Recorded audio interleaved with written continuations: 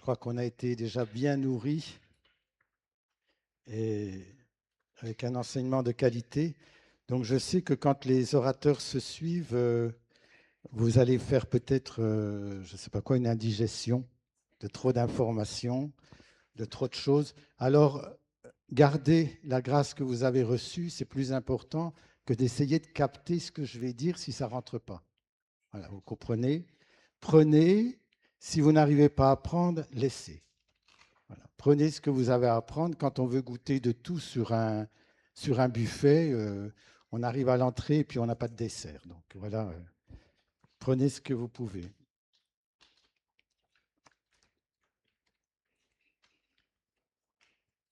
La vie est dans le sentier de la justice.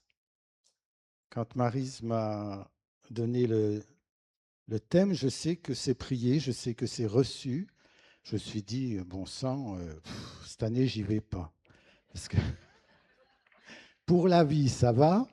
Pour le sentier, ça va. Pour la justice, j'aime pas. Voilà, parce que c'est tellement connoté d'un tas de trucs, ce mot justice. Je suis juste, elle n'est pas juste, c'est pas juste. Pff, voilà. Puis la justice du monde. Et puis quand voilà, j'ai été aumônier de prison pendant 18 ans, le mot justice, il est à toutes les sauces et il faut d'abord qu'il soit compris. Alors maintenant, si on dit que Dieu est le juste juge, alors là, c'est la cata. Voilà. Donc j'ai essayé de travailler et ça m'a intéressé. Alors je me suis dit peut-être que ça vous intéresserait aussi un petit peu. Voilà.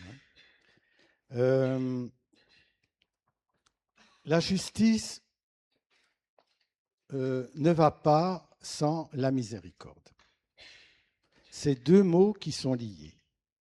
Voilà. Ne prenez jamais l'un sans l'autre. Voilà. Justice et miséricorde.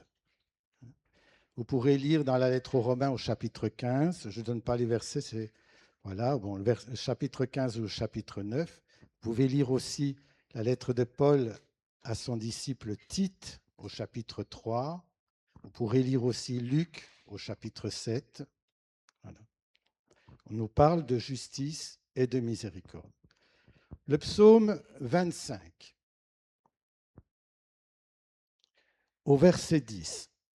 Tous les sentiers du Seigneur, tous les chemins de notre Dieu sont miséricorde et vérité. Donc le fondement premier, c'est la miséricorde divine, c'est la bonté de Dieu. Voilà. Posez toujours ça. Quand vous pensez Dieu, quand vous pensez à ses attributs, quand vous pensez à ce qu'il est, à son caractère, il est miséricordieux, il est bon. Dieu est bon. Voilà. Après, quand le reste tourne, si vous voyez qu'il fait les gros yeux de temps en temps, si vous voyez qu'il élève la voix, ce n'est pas forcément sur vous, laissez-le. Dieu est miséricordieux, il est bon. Voilà.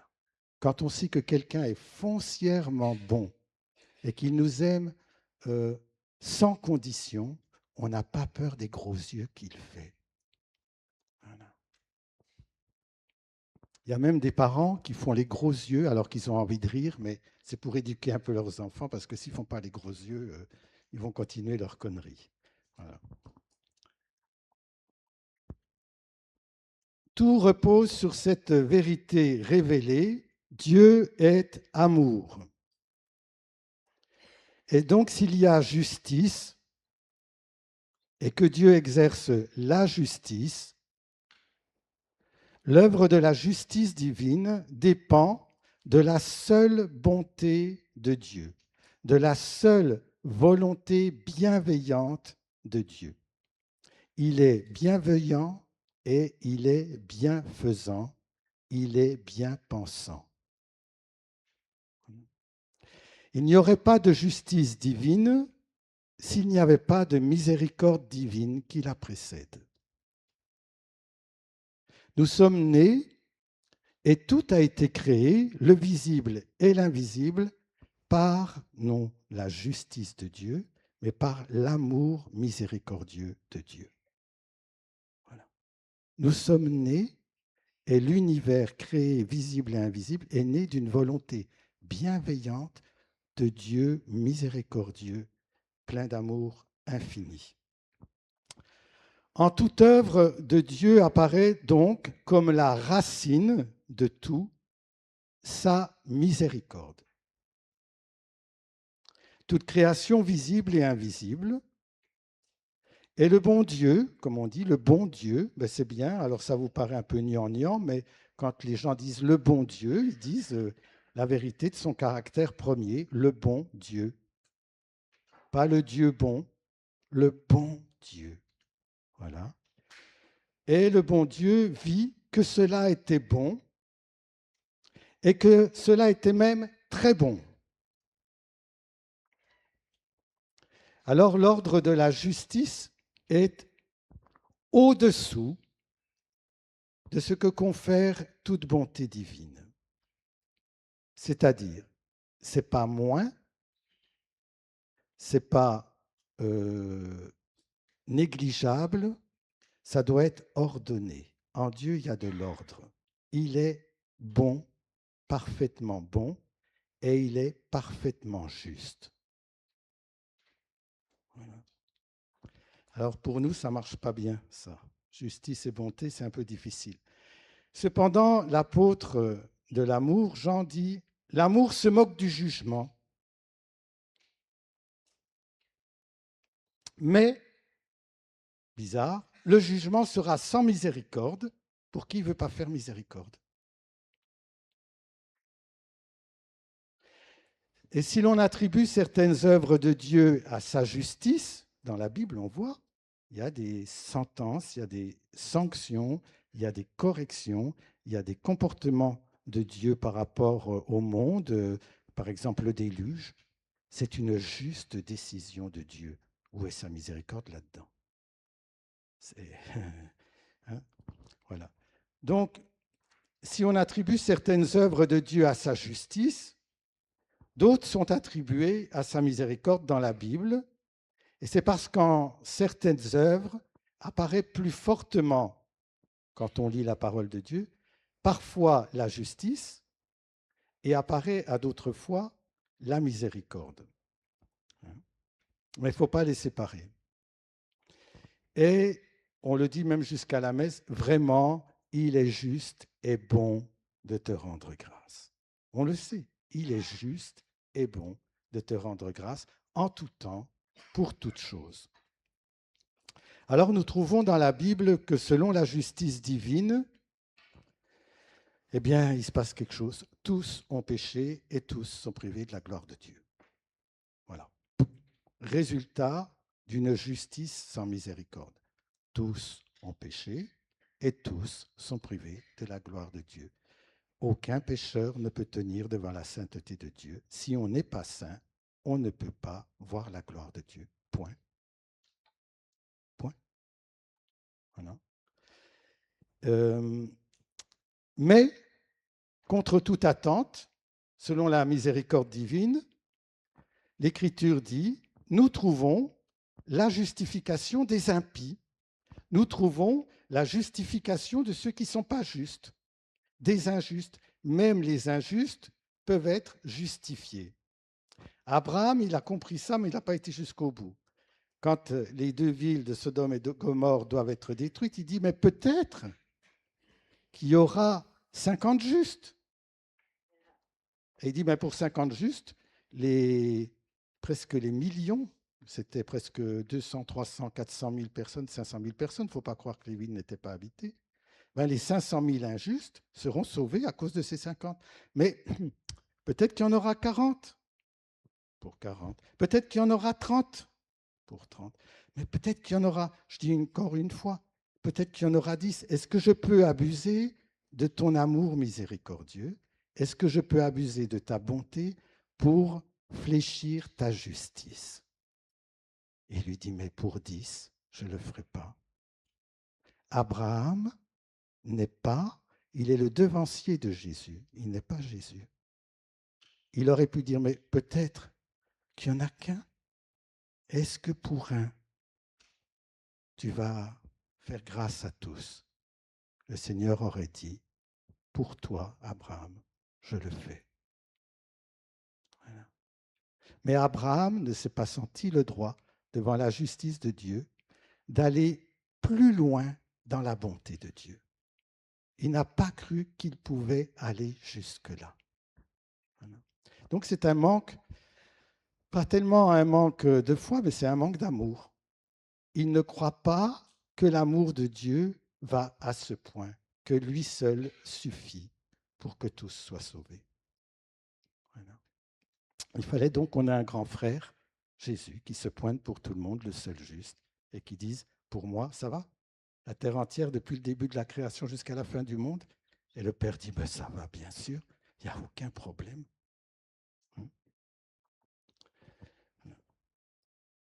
Donc dans la Bible, la justice de Dieu et sa miséricorde n'apparaissent pas sur le même plan. Quand la justice remet les fautes, ce n'est pas en raison de notre innocence. Quand Dieu remet nos péchés, ce n'est pas parce que ça ne serait pas grave ou parce que c'est des pécadis, comme on dit. Les pécadis, ça veut dire péché. Hein. Pécamineux, c'est péché. Parce que c'est des pécadis. Non, non.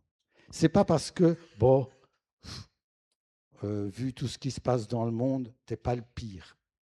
Non, non. Ce n'est pas à cause de notre innocence que Dieu remet nos fautes, mais en raison de son amour pour nous, malgré notre culpabilité et notre péché. Dieu nous aime non pas parce que nous sommes innocents ou qu'on fait des efforts pour être plus innocents, il nous aime malgré nos péchés. Et donc, c'est la miséricorde de Dieu et non sa justice qui inspire même aux injustes d'espérer le salut. Sinon, on ne pourrait pas s'approcher de la croix. Quand notre sœur ou quand Jean-Luc Traxel font des appels à la repentance, font des appels pour venir à la croix, pour que tout soit lavé, mais on n'oserait pas sortir. Les moins pécheurs se demanderaient s'ils peuvent, mais les plus grands pécheurs resteraient toujours à leur place. Pourquoi les impies et les pécheurs endurcis peuvent avancer quand même jusqu'à la croix? Parce qu'ils savent que la miséricorde de Dieu l'emporte sur sa justice.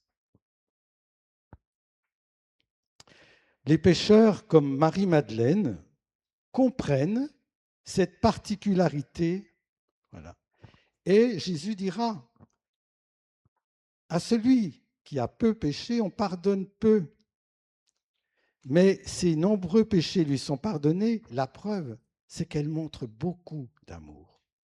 Et Jésus ne dit pas, oh oui, mais il y avait des raisons, elle était petite, elle a été abandonnée, ou il y avait des raisons. Non, il peut y avoir des raisons, mais on est pécheur, avec ou sans raison. Avec ou sans raison. Voilà. Tous ont péché. Voilà. On a tous péché. Alors vous allez dire, mais quand même pas un enfant. Un enfant, c'est plus innocent. Lisez les confessions de saint Augustin. Vous verrez. Il dit, je savais, bébé, de plus loin que je me rappelle, que quand je pleurais, je faisais venir ma mère. Et quand elle s'occupait de mes frères et sœurs, si je voyais qu'elle s'en occupait trop, je braillais davantage. Et il dit, en cela, je péchais déjà. On va dire, oui, c'est un besoin, c'est normal, c'est naturel. Mais notre nature, depuis le début, a été contaminée par ce péché. Et nous ne sommes pas justes. C'est pour ça que David, même si c'est un grand filou, David. Voilà. Mais David, il a un cœur droit. Sa conscience est droite, son intention est droite. Et Dieu le dit. Il dit, tu as un cœur droit. Mais alors, dans tes réactions, ce n'est pas possible. Hein, tu es pécheur. Et quand on dit que Saül, c'est un impie, mais quand dans la rue, il est acclamé, on dit Saül a tué ses milliers. Mais toi, tu as tué tes dizaines de milliers. Voilà. Tu as du sang sur les mains, tu ne pourras pas construire mon temple. Mais je n'ai jamais rencontré un cœur aussi droit que le tien. Comment on peut être droit d'intention et foutre autant de merde? Voilà. Le bien que je veux faire, je ne le fais pas. Et le mal que je ne veux pas faire, je le fais.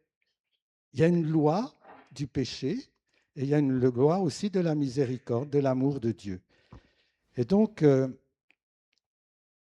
David dit, j'étais pécheur dès le sein de ma mère. Quand j'ai été conçu déjà dans le péché. Et j'étais pécheur même dans le ventre de ma mère. On va dire, mais comment ça se peut ce truc-là? Ils sont sans péché. Qu'est-ce que dit Sarah? Oh, si je pouvais mourir, j'ai un combat avec ces jumeaux dans le ventre. Il y en a un, quand je passe devant les idoles, il frémit de joie. Et l'autre, quand je passe devant le temple du Seigneur, il frémit d'adoration. Voilà. Et l'Écriture dit, Caïn était impie. Impie, c'est-à-dire injuste, un vrai injuste. Est-ce qu'Abel était juste? On verra. Il n'y a pas d'injustice en Dieu. Il nous sauve non à cause des œuvres de justice que nous faisons, mais selon sa miséricorde. Alors, les gens vont dire, oui, mais ça sert à quoi? Alors, si on pêche, si on ne pêche pas, on se casse le tronc toute notre vie pour faire du bien, puis les autres, ils ont la même entrée que nous, des fois même par la grande porte, puisque le Seigneur dit, les prostituées, les pêcheurs, les publicains vous devanceront. Ben, allons-y, hein, allons-y. Alors, dans la lettre aux Romains, au chapitre 9, verset 14, il est dit, qu'est-ce à dire? Dieu serait-il injuste? Certes non. Il dit à Moïse, moi je fais miséricorde à qui je fais miséricorde. Et j'ai pitié de qui j'ai pitié. Donc il n'est pas question de l'homme qui court ou qui veut, mais de Dieu qui fait miséricorde parce qu'il fait miséricorde. Voilà.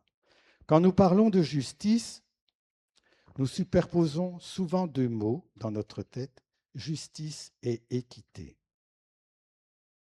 Voilà. Être juste, ce n'est pas forcément être équitable. On n'est pas dans l'égalité et dans l'équité. Voilà.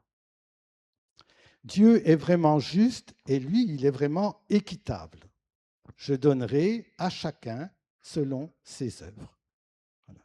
Mais Dieu possède parfaitement toute justice, toute équité.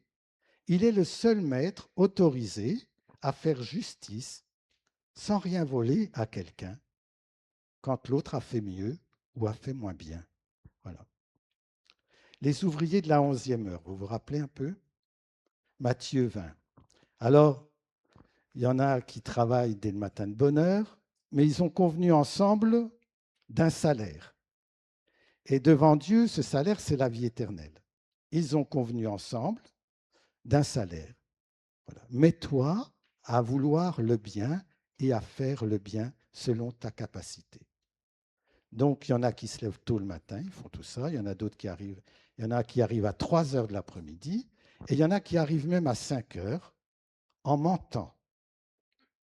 Parce que le maître sort à 5 heures pour aller voir la fin du travail des ouvriers et il rencontre des gens sur la place et on dit, qu'est-ce que vous faites là? Il dit, personne n'est venu nous embaucher.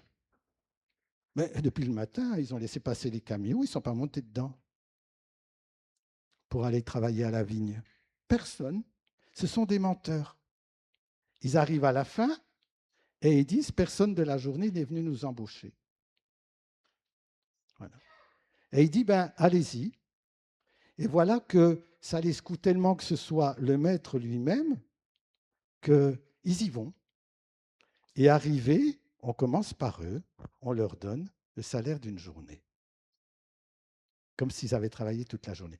Les autres, quand ils voient comment ils sont payés, ils se disent, nous, ça va être encore plus haut. Voilà. Et à ce moment-là, le maître arrive et leur donne eux aussi le même salaire. Alors, il y en a qui tempêtent et qui disent, c'est injuste, ça ne valait pas la peine de se casser le tronc comme ça. Nous, on a essayé de faire le bien, on a essayé d'être équitable toute notre vie, et les autres, la dernière arrivée, allez, vas-y, autant que les autres. C'est comme s'ils étaient jaloux de ce que les autres ont reçu. Et alors, il est obligé, le maître, de dire, en quoi t'ai-je volé? Nous avons convenu ensemble du salaire, la vie éternelle, tant qu'à faire. Hein. S'il me plaît de donner à celui si, autant qu'à toi, est-ce que je te fais du tort? Quel tort je te fais? Est-ce que je n'ai pas le droit de disposer de mon propre bien pour le donner à qui je veux? Vas-tu être méchant parce que moi je suis bon? Vas-tu être jaloux de ma bonté? En quoi je te nuis? Voilà. Parce que eux veulent l'équité. Et le bon Dieu parle de justice. Et il ne parle pas tout à fait de la même chose. L'équité est moindre que la justice dans ses effets, dans ses résultats. Voilà. Équité, ça veut dire équitable, équivalent. Voilà. Être quitte. Être quitte. Tu as, je te donne, voilà, je suis quitte. Mais dans l'amour, c'est pas ça. C'est pas ça. Mon ami, je ne te laisse en rien. Ce n'est pas d'un denier que nous avons convenu ensemble. Prends ce qui te revient et va-t'en. C'est-à-dire, tu veux l'équité, mais tu ne veux pas la relation. Voilà. Va-t'en, car il me plaît de donner à ce dernier venu autant qu'à toi. N'ai-je pas le droit de disposer de mon propre bien comme il me plaît? Ou faut-il que tu sois jaloux parce que moi je suis bon? Voilà comment les derniers seront premiers et que les premiers deviendront derniers. Malheur à vous, scribes, pharisiens, hypocrites. Vous vous acquittez avec équité des prescriptions de la loi. Vous savez, vous acquitter des prescriptions de la loi. C'est être pharisien, c'est pas rien. Hein. Les gens ne voudraient pas l'être. Hein.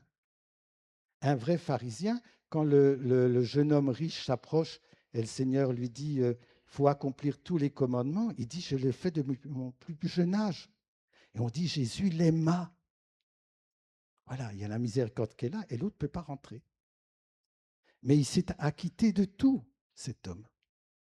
Et quand Jésus dit à des pécheurs, des publicains, des repentants, des pas tout à fait repentants, des gens qui se demandent si ce n'est pas intéressant de s'approcher comme Zachée pour voir, voilà. Et d'un seul coup, ces gens-là s'entendent dire, si votre justice ne dépasse pas la justice des pharisiens, vous ne ferez pas l'expérience du royaume de Dieu.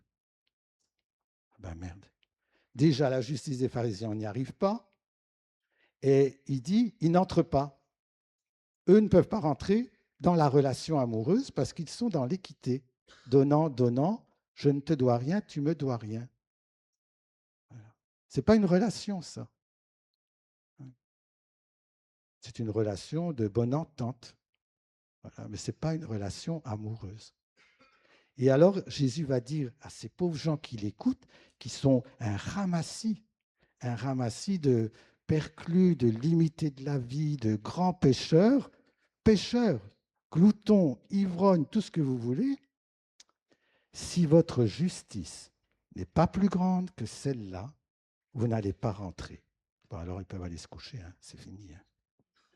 Si les autres n'y vont pas, alors encore moins vous. Hein.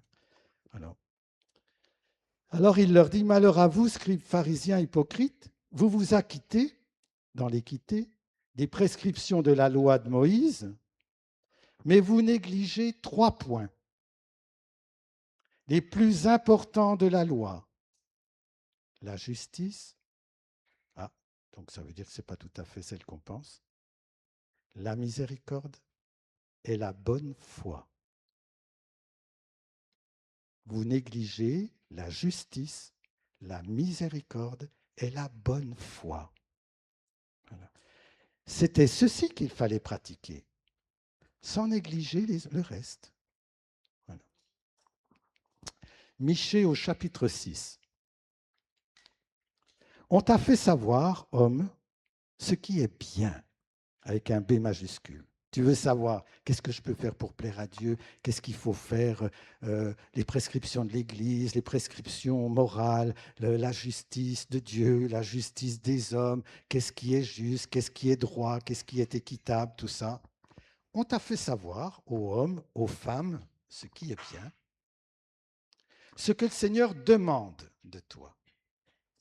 Voilà sa demande. Donc on va voir. Pratique la justice. Aime la miséricorde. Marche humblement avec Dieu. Voilà les 3 points. Pratiquer la justice, aimer la miséricorde et marcher humblement. Voilà. Certains disent dans certaines traductions, on t'a fait savoir rien d'autre que d'accomplir la justice. Mais qui peut accomplir la justice parfaitement? Regardez bien les mots, hein. Pratiquer, accomplir la justice. Voilà.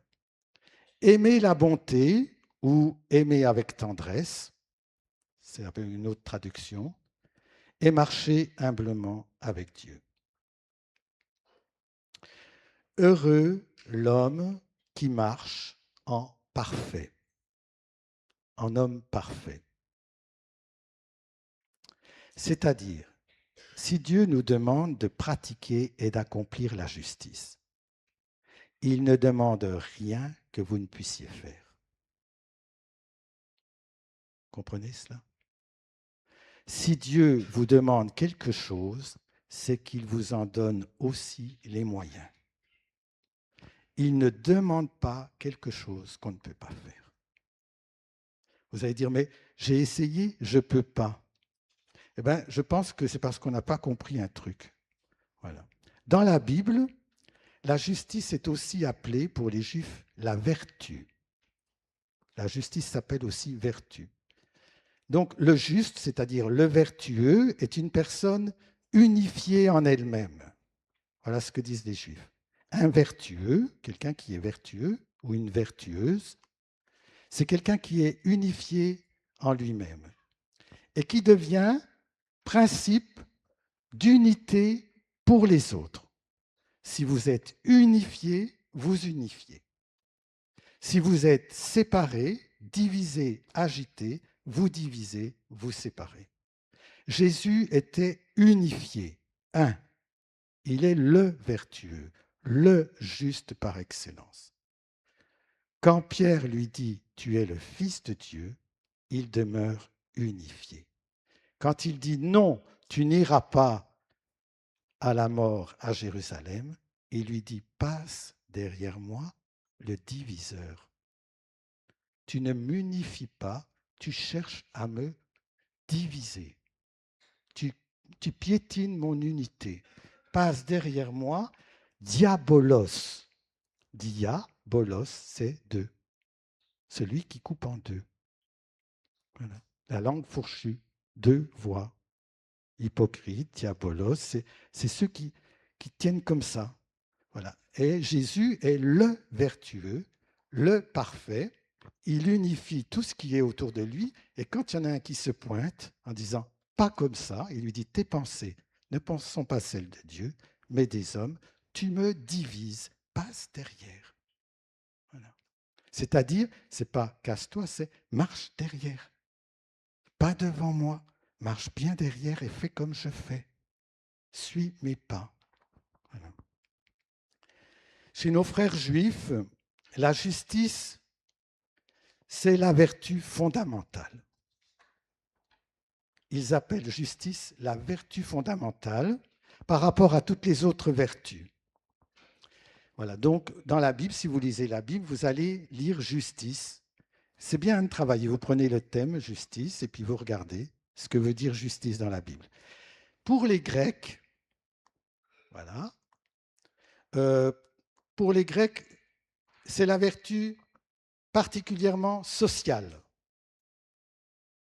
Pour les Juifs, c'est fondamental. Pour les Grecs, c'est plutôt social. C'est le rapport qu'on a les uns avec les autres, comment on fonctionne dans nos rapports. La justice, c'est comment on fonctionne.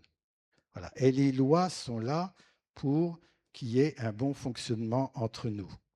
Bien, pas bien, beau, pas beau, faux, pas vrai, voilà, ces choses-là. Et vous comprenez que c'est fluctuant. Ce qui était juste il y a 50 ans ne l'est plus. Si les lois des hommes s'estiment être justes, voyez les lois et comprenez qu'elles le sont plus ou moins. Des fois plutôt moins que plus. Voilà. Les gens recherchent la justice, mais quelle justice? Proposée par qui? Ce qui était juste et vrai selon la justice et qui méritait une sentence pour un mal accompli. Je pense à cette dernière femme qui reviendrait après 80 ans, la dernière femme qui a été guillotinée pour être faiseuse d'anges, c'est-à-dire pour accomplir des avortements. C'était avant la dernière guerre, ou je pense pendant les années 40. Cette femme a été guillotinée comme faiseuse d'anges. Mais elle reviendrait aujourd'hui, elle dirait, mais c'est pas possible que les médecins sont condamnés s'ils ne le font pas. Qu'est-ce que c'est que cette justice? Une justice où on me met à mort, et là où on me féliciterait de le faire. Si vous plaquez la justice de l'homme avec la justice de Dieu, vous allez voir des gros emmerdes. Hein. Et donc, imaginez que vous plaquez votre propre justice sur la justice des autres. Ce n'est pas juste. Parce que vous avez votre propre justice. Il y a la justice de Dieu, la justice des hommes, mais il y a votre propre justice. Et si vous vous faites justice vous-même d'après votre propre cœur abusé depuis le début, eh bien, ça va foutre la merde aussi. Parce que la justice de ma sœur, ce n'est pas ma justice à moi. Ce que je trouve être juste, je le trouve injuste. C'est toujours l'histoire de la bonne foi. Voilà, justice, miséricorde et bonne foi. Voilà. Dieu regarde à la bonne foi, même quand on se gourre. Voilà. Pour les latins, la vertu, elle fait partie c'est classé chez les latins. Donc il y a 7 vertus, il y en a plus, hein, mais 7 vertus qu'on connaît, les vertus théologales et les vertus cardinales. Donc 4 vertus cardinales et 3 vertus théologales. Les 3 vertus théologales, c'est la foi, l'espérance et la charité. Ce sont des vertus que vous n'avez pas à acquérir, mais à soigner et à recevoir. Voilà. Vous n'avez pas à les acquérir parce qu'elles sont dons de Dieu, la foi, l'espérance et la charité. La charité étant l'amour parfait. Voilà. Les vertus cardinales, elles vous sont accordées, mais c'est à vous à les acquérir. Donc la tempérance, la prudence, le courage et la justice. C'est une vertu aussi. Donc on pourrait dire que la vertu est un mouvement naturel qui nous pousse au bien. Mais il ne suffit pas d'avoir un mouvement naturel qui vous pousse au bien, il est nécessaire de passer aux actes. Ce n'est pas celui qui dit Seigneur, Seigneur qui va, ce n'est pas celui qui dit oui Père, j'y vais, mais qui ne le fait pas. Dans l'Évangile, ce n'est pas celui qui dit oui, c'est celui qui fait. Donc la vertu, à dire moi je suis vertueux, hein, je suis patient, mais dès que quelqu'un m'emmerde, ça y va passer. Mais j'ai beaucoup de patience, mais pas avec vous. Voilà. Voilà. Ou je suis, je ne sais pas quoi, je suis très, je ne sais pas, j'ai pas d'autre. C'est comme ça. Voilà. Donc il ne suffit pas de le vouloir, il faut aussi l'accomplir. Ou tout au moins, ou tout au plus, faire ce qu'on peut, même si c'est peu. Je peux peu. Eh bien, fais au moins le peu. Voilà. Pour les vertus naturelles, quand la grâce extérieure est intérieure de Dieu nous seconde, alors nous avons la possibilité, parce qu'il y a la grâce naturelle, voilà, je suis patient, je suis longanime, on pourrait dire des choses comme ça, mais d'un seul coup, on se trouve avec des gens qui cassent votre patience et votre longanimité. La vertu de force. Ah, moi, quand on me dit casse-toi, je me casse. Quand on me dit quelque chose, je ne l'entends pas. Mais quand on vient vous seriner à perpétuel comme ça, au bout d'un moment, on a envie de casser la gueule à quelqu'un. Je dis, je suis sorti de ma vertu, je ne sais pas ce qui s'est passé là. Voilà. Non, non, non. Les saints, ils n'ont pas simplement accueilli les vertus, ils les font grandir. Ils les choyent, ils les font grandir en eux, ils pratiquent la justice, ils pratiquent la patience, ils pratiquent la douceur, ils pratiquent la maîtrise d'eux-mêmes, ils pratiquent. Vous allez dire, oh ben moi, naturellement, j'ai le don de patience. Vous allez voir. Non, non, non, non. Ça se pratique à tel point que quand ils sont assistés de la présence de Dieu et du Saint-Esprit qui les fortifie dans leur pratique, ils ont même des vertus héroïques. Ça s'appelle comme ça. Quand on fait la canonisation de quelqu'un, on ne s'appuie pas simplement sur le don du Saint-Esprit, parce que ça vient du Saint-Esprit. On ne s'appuie pas non plus sur leur don de foi, espérance, charité, parce que ça, c'est un don théologal qui est donné.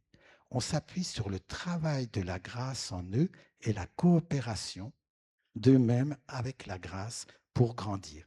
On regarde leurs vertus héroïques, jusqu'où ils sont allés avec la grâce de Dieu pour être patients, maîtres d'eux-mêmes, courageux.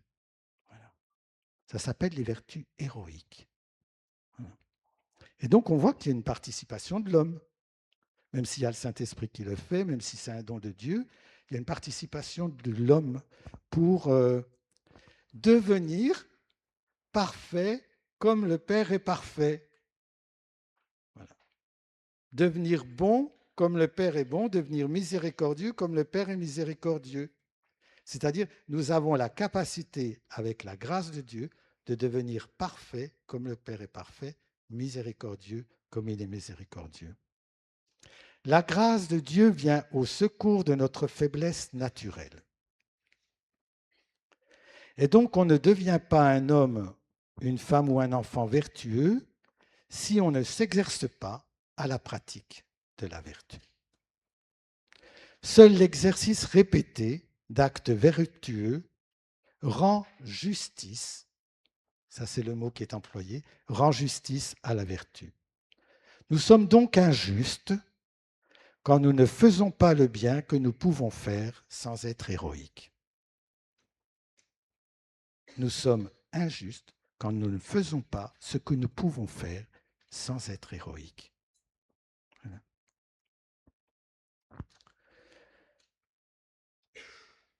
Vouloir le bien est à ma portée, mais pas forcément celui de l'accomplir. Lettre aux Romains, chapitre 7, verset 18. Saint Augustin dit ce qui fait l'unité de notre vie, ce qui forme un tout, ce qui fait une personne, c'est être, connaître et vouloir. C'est trois choses. Être, connaître et vouloir.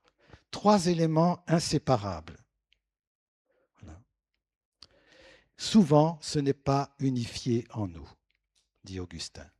Être, connaître et vouloir. Ce qui engendre le péché en nous, c'est ce manque d'unification.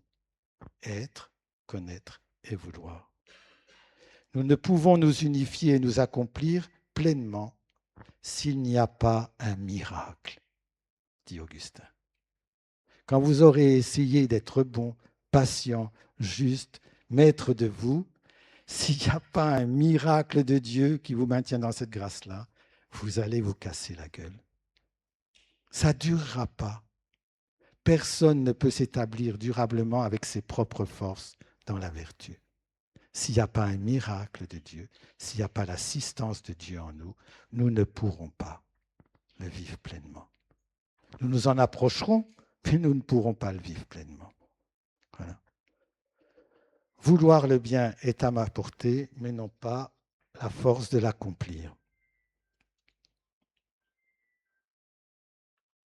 Moïse a essayé d'éduquer son peuple dans la loi pour que le peuple soit juste devant Dieu. Il a essayé que son peuple devienne des justifiés. Parmi tous les autres peuples impies, les autres peuples injustes, il a donné des lois pour qu'ils puissent être justes sur cette terre, parmi tous les autres, entre eux, devant Dieu. Cependant, la loi de Moïse, et Moïse les éduquait dans cette marche, tous se sont engouffrés dans une impasse. Ils ont eu la loi de vie, c'est-à-dire ils ont eu des paroles de vie pour être un peuple juste. Ils ont eu des paroles de vie et des comportements donnés par Dieu pour être un peuple saint. C'est depuis l'Ancien Testament, ça. Soyez saints et parfaits. Sinon, vous ne pourrez pas voir Dieu. Et donc Moïse leur a donné cette loi venant de la part de Dieu, des paroles de vie, ça s'appelle comme ça, les commandements, c'est des paroles pour la vie. Il leur a dit marchez sur ce chemin de justice et on entrera en terre promise. Ils ont commencé cette marche, ils ne sont jamais arrivés au bout. Pendant 40 ans, ils ont marché sur le chemin de justice pour entrer dans la vie. Et c'était vraiment le symbole. Pendant 40 ans, ce peuple a marché selon la loi pour être des justes et des parfaits parmi les autres, pour entrer en terre promise. Aucun n'est rentré. À vrai dire, il y en a 2 qui sont rentrés. Mais de ceux qu'on s'y attendait, pas. Toute cette génération, ces centaines de milliers, ne sont pas rentrés. Avec la loi à accomplir, qu'ils connaissaient parfaitement, avec la bonne volonté, avec l'assistance des guides comme Moïse, Myriam et Aaron, aucun n'est rentré. Myriam est morte avant. Elle n'a pas pu rentrer. Aaron, le grand prêtre, n'a pas pu rentrer. Moïse, le modèle, l'homme de douceur, il n'y a jamais plus doux et plus humble sur la terre. Mais il n'est pas dit qu'il n'y avait jamais plus juste. Il est dit qu'il n'y avait pas plus doux, il n'y avait pas plus humble, mais il n'est pas dit qu'il n'y avait pas plus saint. Moïse n'a pas pu rentrer en terre promise. Pourquoi? Vous vous rappelez? Alors certains vont dire c'est parce qu'il a frappé le rocher 2 fois. La dernière fois, il a frappé le rocher 2 fois, donc c'est un manque de foi. Il aurait frappé 3, 4, 5 fois. Ce n'était pas ça le problème. C'est une phrase qu'il a dite. Il s'est fait juste à ses propres yeux. Et il a dit aux gens qui réclamaient à boire, je vais donc vous donner à boire, allons-y. Il s'est attribué un miracle en disant, je vais vous donner à boire. En s'attribuant un miracle, ça veut dire qu'il pouvait s'attribuer tous les autres. En détournant la gloire de Dieu une fois en disant je, il s'attribuait tous les miracles que Dieu avait faits à eux. Il ne pouvait pas rentrer. Il n'avait pas la perfection, ni la justice. Il avait la miséricorde, il avait l'humilité à tel point que Dieu l'a pris dans un baiser de Dieu sans le disputer, mais il n'est pas rentré. Voilà.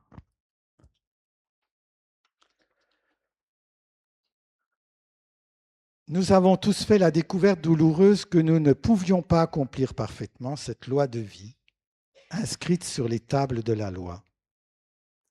Personne n'est juste devant toi, Seigneur. Si le Christ n'était pas venu accomplir parfaitement cette loi, en notre nom à tous, le ciel serait encore fermé. Comprenez ça? Jésus n'est pas venu nous parler du Père. Le Père était déjà connu. Ne suis-je pas votre Père qui vous a créé? C'est dans l'Ancien Testament. Jésus n'est pas venu parler de l'amour du Père, car éternel est son amour.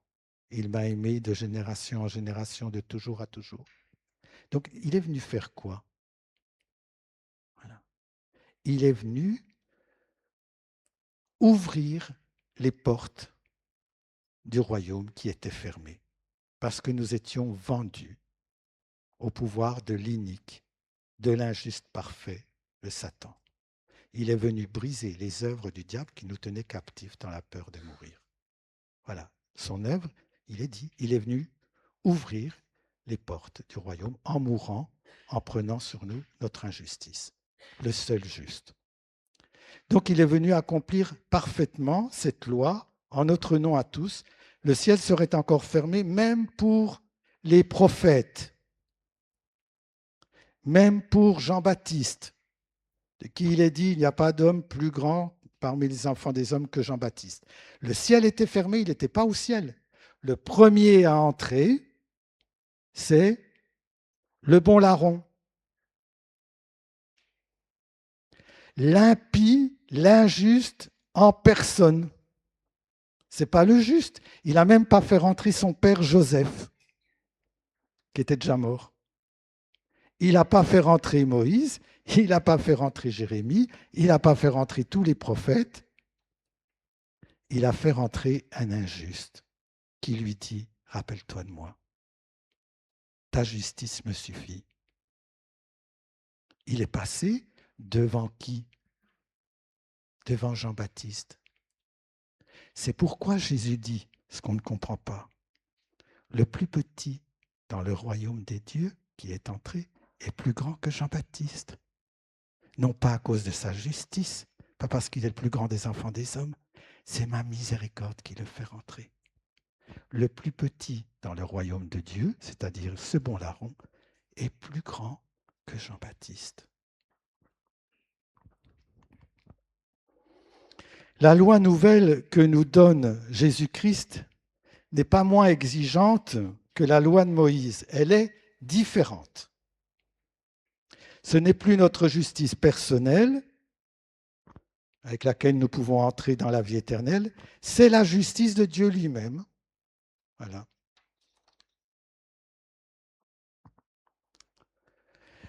La loi est le respect de la loi. Toutes les lois sont-elles justes? Combien de temps et pour qui? Voilà. Les lois des hommes et même la loi de Moïse ne peuvent pas nous donner la justification que Dieu attend de nous. Jésus-Christ est ma justification. Il est ma justice devant Dieu, devant les hommes. Il est la justice même devant ceux qui m'accusent à tort et ceux qui m'accusent même à raison.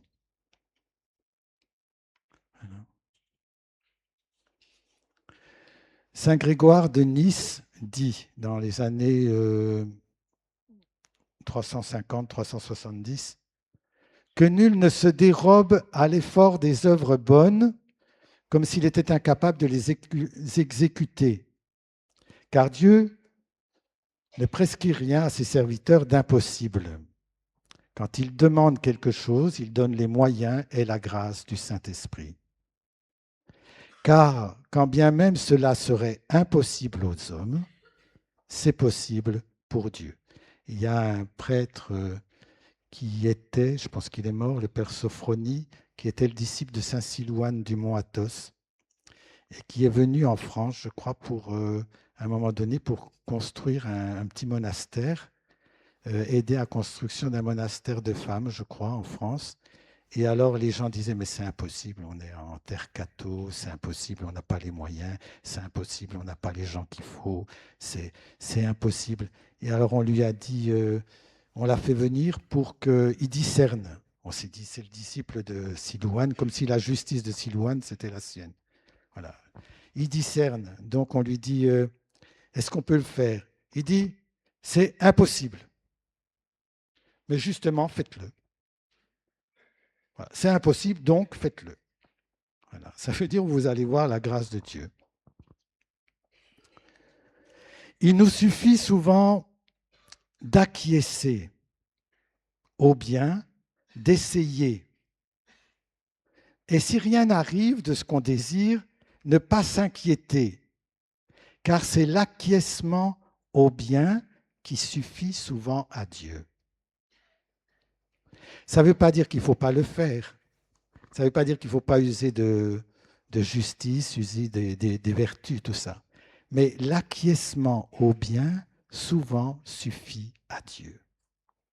Alors, je voudrais vous terminer par une petite histoire. Je ne sais pas comment je vais faire ça, mais enfin. Euh, dans les années 90, il y a eu le massacre au Rwanda, vous vous rappelez? Les Tutsis et les Hutus, ça a été quelque chose d'assez violent. Et moi, j'étais perturbé par ça, je n'étais pas le seul. Donc j'étais souvent à regarder la télévision tard le soir pour savoir, et je me disais, mais qu'est-ce que c'est que tout ça? Mais c'est pas possible. Alors j'envoyais mon ange gardien. J'envoyais mon ange gardien, mais je disais, tu restes pas là-bas, tu reviens quand même vers moi. Donc, va sauver des gens, cache des enfants, cache des femmes, sauve-les là, il y a ça. Et je finissais presque même, j'ai eu 2, 3 fois des choses comme ça, où j'ai dit à une dame, ben, je crois qu'hier soir, mon ange gardien a été sauvé, un petit garçon, une petite fille.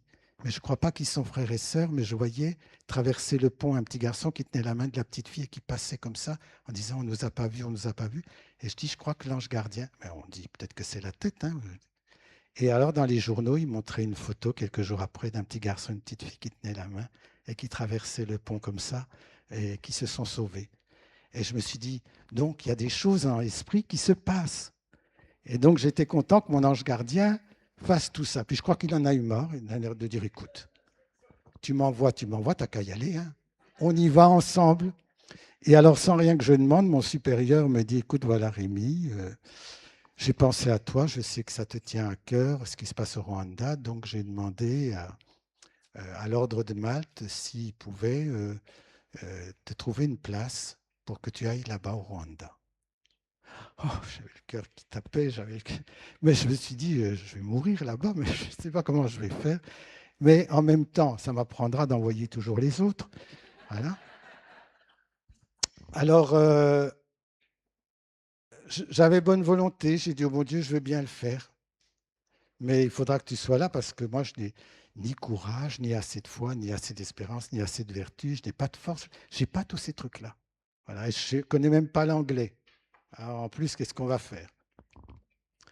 Et alors, je rêve, dans la nuit, et je vois une dame très bien habillée, collier de perles, carré Hermès, comme ça, je vois sa tête, et qui me dit dans le rêve, mon mari rentre du Rwanda, et donc c'est un peu difficile, et donc votre voyage est reporté. Voilà. Et d'un seul coup, le prieur vient me trouver le lendemain ou le surlendemain, il dit voilà, donc j'ai eu madame de je ne sais pas comment, son mari rentre du Rwanda et dit que ce n'est pas possible pour l'instant et qu'il ne faut pas que tu ailles pour un mois, il faut que tu y ailles pour 3 ou 4 mois parce qu'ils ne peuvent pas faire des allers. Donc il annonce ça à la messe début décembre en disant pour Noël, le frère Rémi sera là-bas au Rwanda. Alors, je suis la vitrine, donc tout le monde applaudissait tous les frères, mais c'est moi qui y allais. Quoi.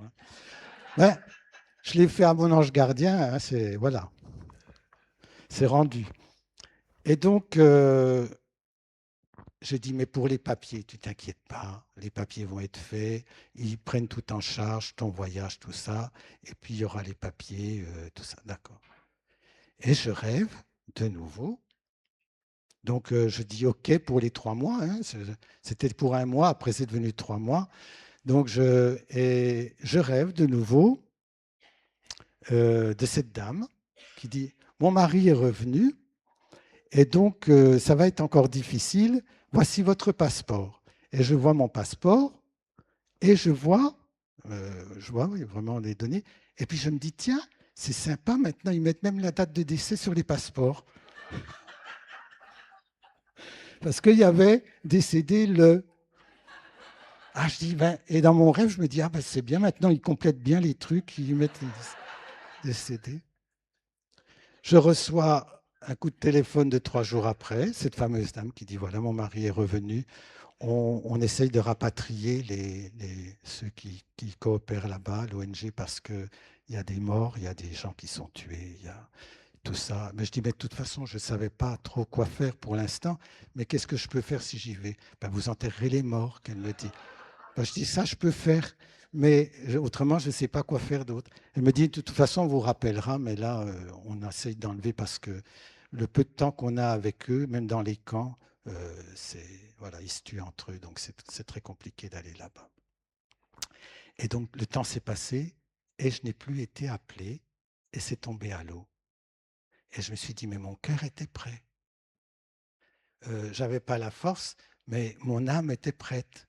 Et je sais que Dieu m'aurait aidé, même si j'avais ma date de décès sur mon passeport. Et alors, j'ai pas compris.